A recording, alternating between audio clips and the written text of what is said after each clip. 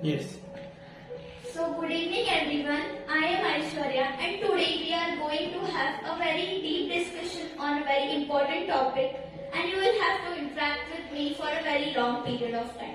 So be comfortable and listen, have a very careful listening and write. If you want you can also write down the points. Before starting you all will have to guess what topic I will be speaking on. I will give you few hints and you will have to guess it. So first hint would be that when you wanted to join Xellence, at that time you must have seen the board or you must have read about the reviews in Google or any other place. That time, what did you thought? And also the second hint for the topic would be that when you open a very fictional book, like very important book which will be helpful in your career or doing anything important, what at that time what do you do? So I know that most of you must have guessed the answer to this question would be that today I'm going to discuss on the topic that is importance of reading. Reading is a very essential part of our life. We all read a lot or we must have read a lot of things. Let me ask you one simple question, that is, what do you all do in your leisure time? That if you, what do you do in your leisure time if you do any office work or you scroll social media? So I'm sure that you all must have answered to this question, that is social media. Social media or seeing your mobile phone, that is also a very good leisure time as we think, but actually it is secretly killing us because we are not able to focus on many things. Have you ever noticed that? I'm sure that you must not have noticed about it, but it's absolutely making your life very hard. When you scroll social media or you see any content which is for a short period of time, it is very harmful for you. It has a very bad effect on you and like psychologically speaking, when you see something, when a very short content is there, it is almost for 1 to 2 minutes. Only one thing they have to expand it. 2 minutes are more than enough, I think. So what do they do in this 2 minutes? They tell us a lot of things. They are also great people because they do so many things to research for those 2 minutes also. But when we see that thing for 2 minutes and then we move on to another topic, we move to the second one which is completely different. They are like the end of the rope. Two completely different topics we will be seeing. What happens that our brain is able to concentrate. On a thing when we are doing that thing for at least 3 to 4 minutes. But when we are scrolling social media, that time we are not actually letting our brain concentrate on one thing, which is not good for our brain because of that, our concentration power can lose. If we are doing something for a short period of time, we cannot concentrate on other things we will be doing after that, right? So we can't. So what I am trying to tell is that social media reduces your concentration, but reading is exactly opposite to it. They are like the two ends of the rope. If we read, our concentration power increases. We can do so many things after reading. It can help us after so many things. I had heard from a very well-known writer, that if I am not reading, that time I am not changing. If I am not changing, I am not growing. So when we read, we are secretly growing. The growth is very small. Like a very small pebbles hurt us a lot when we are walking barefoot, right? Not we can see the big pebbles, but small pebbles are also very important. They secretly obstruct us, even if we know that, but we cannot find them because they are very small, right? That is how social media works. Even if it is small it makes a very big change in our life. Reading is also a small step towards a bright future. It can help us do so many things in our life if we are reading. So first point that we covered was about concentration. Reading improves our concentration. The second point would be that reading improves our confidence. How? We are just sitting on a place idle, and how does it improve our confidence? It is telling if we are reading self-help books, that time we get to know so many things. Now if I am reading a specific book, I won't mention the name, which is related to confidence. That time we will find so many things which are related to confidence. We will go to the root of confidence and we will know about so many things, right? At that time, when we read those books, what happens that it is getting stored in our conscious mind, and if we keep revising it, then it will get stored in our subconscious mind. Some or the other day, we'll be able to remember it, and that will totally help in our life. At some point, we will need some help, and that time the things stored in our subconscious mind help us a lot, right? And also, when you're practicing something, that time also confidence increases, because you have so much knowledge that you are able to speak in front of people for a long period of time. So the second point is that our confidence increases. Now the third point is very important. I will tell you a short, you all must have heard the story of a donkey, which is made to work with the help of a stick and a carrot. The carrot is tied to the stick and he is made to walk in the direction the master wants him. Now if the master wants him to take turn in this direction, he will slightly move the stick towards this direction, and the donkey will also move to that direction. Do you think it is a trap or it's for the master's benefit? It's completely a trap. It's trap for the donkey, because the perspective of the donkey is only limited to till the carrot. He cannot think of anything else. But if he wants to understand the situation betterly, what will he have to do? He will have to change his perspective. As easy as that. But can the donkey do this? My mother says in Marathi that Vatsal tar Vatsal. So what its meaning in translation decodes very shortly that if you will read, you will be a savior. You will survive. But if we are thinking logically, it has a meaning of working. Now, you all must have heard of two ways of working. First is that learning from our mistakes. Learning from mistakes is a very prominent thing that we have done in our schooling time. Now, if we learn from our mistakes, it helps us very efficiently. It helps us to get more prominent. It helps us in many ways. The second thing is that we can learn by seeing others' mistakes.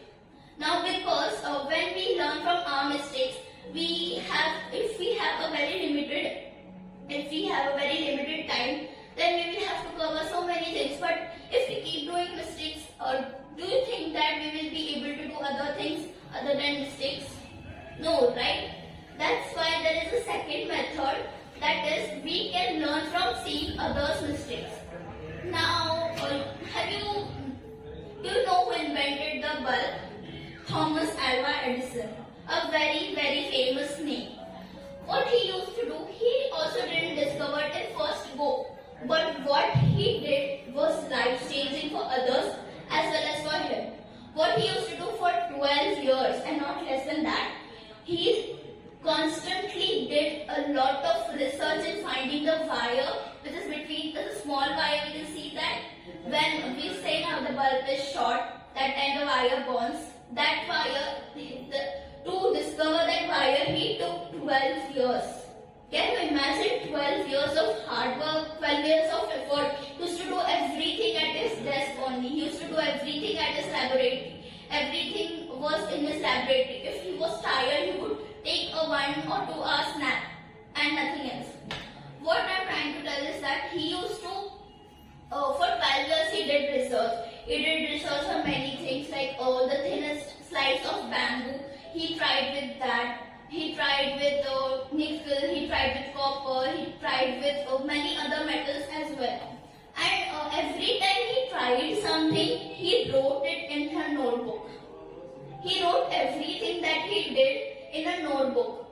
So why he did it? What do you think why he did it? He had so piles of notebooks in his laboratory. Only piles, more than the laboratory equipments, he had piles of notebooks. Can you imagine how much he would have written? Why did he wrote it? So the reason, when I decoded the reason behind it, I was completely shocked. That's because he wrote in the notebooks because he thought that when he would die and the research would be incomplete, that time the person who will be researching should not do the same research again. So this is the best example, according to me, of learning from others' mistakes. So he thought that the people should not make the same mistakes as I did. So he wrote them.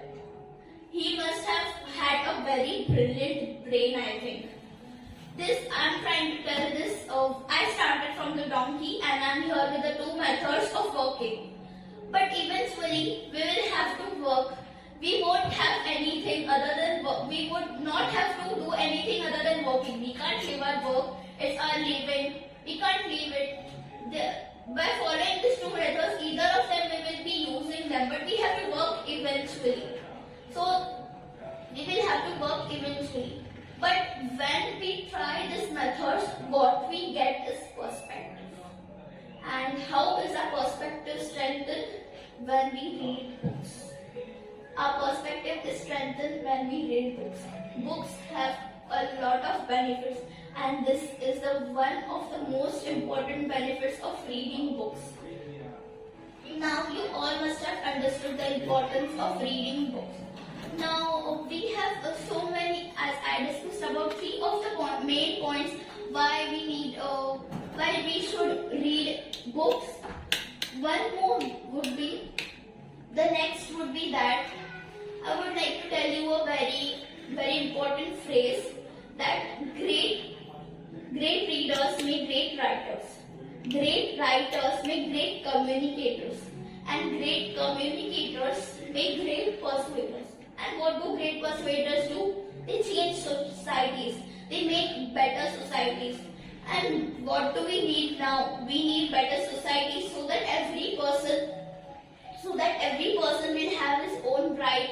Every person can live freely. Everyone can live freely in this world, in this society. No one would be discriminated. This is the power of a great reader. I am sure that most of you are very great readers, and you must have some friends, by mistakenly a non-reader. Can you see a very big difference between you and your non-reader friend? It is seen because you must not be liking interacting with people. And the people who don't like to interact are great readers because they think that they should save their energy on reading and not on other things. You must have heard that we should save our energy in listening and not speaking. We should invest our energy in listening so that we can do many more things other than spending our time in talking with people. Like great minds discuss about success, and because they are able to gain so much knowledge by reading, that's why they are able to spend more time on listening, and they acquire knowledge throughout their life. Most of their life is spent in acquiring knowledge. They only acquire knowledge for their benefit. They do a lot of things. Great readers are not less than a very, very successful person. At some point at the life, they will be a very successful person. If you are a very active listener, will be able to be successful in your life. Will be able to do so many things in your life which you cannot even imagine now. Like I said, reading would be small steps in your successful life. You won't see this change now, but eventually you will be able to see this change. Now, as we talked a lot of things about importance of reading, we will be talking about how should we read efficiently, effectively, so that our memory, all the senses come to work. You must have heard that when we do some work, all our five senses are at work. And when all our five senses are at work, we are able to concentrate very nicely. Now in between I had forgotten about the point which I would like to mention again. That is, when you read a book, it's not always that you are reading and you are grasping it in your mind. But also there are few lines which you have to understand between yourselves. Whenever you are reading a book, not always that we have to take the meaning which is also written. We have to imagine it in our mind, at the back of our mind. We have to keep it. We have to keep constantly revising it. We have to take so many steps to do all these things. Now what I was going to tell you was about reading between the lines. Now reading between the lines directly translates to that you should read between the lines. Small words will be written. No, it's not like that. Reading between the line means that we have to take the meaning of the word and we have to get it at the back of our mind so that we can keep revising it. Now let me tell you a very simple story which I read in a very famous book authored by Sudha Murthy. It was a story of a very famous billionaire and he had two sons, Puru and Puneet. You all must have heard about this story. He had two sons. Now he was at one day, there come a day that he had to take his last breath. And that time he called both of his sons and told them a mantra to his magical life, to his life which he led. He led a very successful life which was led by him. He told his sons, there were 3 points: to have a good sleep, to have friends in every city, and to have a very good food. Now, the younger brother thought that, yes, I will do this, because the person was a millionaire and it was supposed that both of his sons will get equal share of the property, right? So both of his sons got the equal share in the property and they settled in their own places. Now what happened is very tragic. The younger son, he took the meaning. The younger son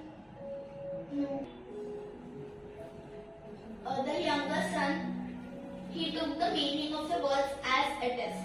So what did he do? He had a lot of property. The father had left a lot of property for them. And what he did, he bought very expensive beds to have a great sleep. Can you think of a very foolish mind like that? The second thing that he did was to hire servants for him to cook great meal. He gathered the servants all around the world and he prepared a lot of very lavish dinner, very lavish meals he made. And he spent a lot on these things. The second thing he did, that he, like his father had told, to make friends in every city. What he did is to build, his father told him to make houses in every city. So what he did is, he built many houses all over the city, all over the province. It is a very old story. So province would also be divided in a very different way. So in every province he made one house, and then as he was not there, he had to hire servants. Can you imagine how much he had to spend on those servants, the expensive beds and those lavish dinner? Very much. We can't even imagine it nowadays how much it would cost.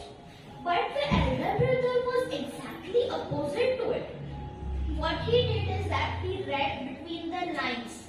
He gave a deep thought to what his father had told, and he gave a deep thought to what his father had told, and what he did is that now his father had told to have a very deep sleep, very good sleep, effective sleep. So what he did is that he used to work hard every day to keep every penny as it is. Because if we don't work hard, we will spend all the money. But what he did, he used to work hard every day, and at night, as he was hungry and very hungry, he would sleep very easily. Like when we are very tired, as soon as we lie, we sleep. It's a common human psychology. The second thing that he did was he used to work harder, and his father had told them to have a very lavish food, very good dinner. What he did, he used to work hard every day, he used to come hungry at home. So what he did, he used to eat immediately. Even the simplest meal would taste like heaven. He would have not needed any necessity. He would not felt any necessity. He would not felt any necessity to hire so high-paying servants. That was what he did. And the third thing his father meant was that to have houses in every city. His father meant that to have friends in every city. That was because when he would visit his friends, they would simply help him and help him in having a very comfortable and lavish life. That's what his father meant. But this one day, his younger brother visited him and asked him, "How you are so rich? I'm also following the same method that is given by our father. And how you are able to do all these things? And because he was spending a lot, the younger brother was spending a lot, he became penniless in no time. But the elder brother was going rich day by day, but he did not omit his hard work, and he did not do anything which will affect his hard work.